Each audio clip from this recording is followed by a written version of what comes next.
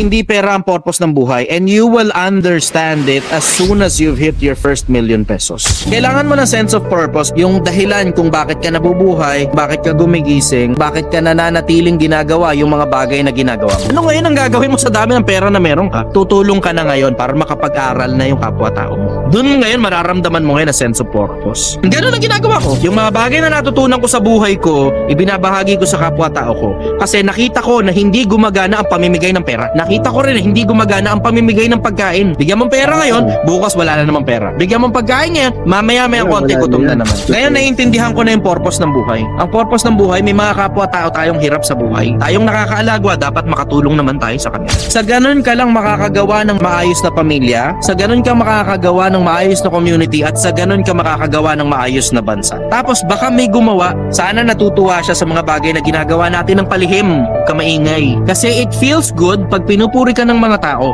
Pero it feels outstandingly better kapag tahimik ka lang na gumagalaw at kumikilos at marami na palang taong natutulungan. Hanggang sa dulo, mananatili pa rin akong sumasagot ng mga tanong. Mananatili akong hindi interesado sa politika. Mananatili akong hindi interesado sa pera. Mananatili akong hindi interesado sa kasikatan, sa kayamanan, sa kapangyarihan, sa katanyagan. Mananatili pa rin akong sumasagot sa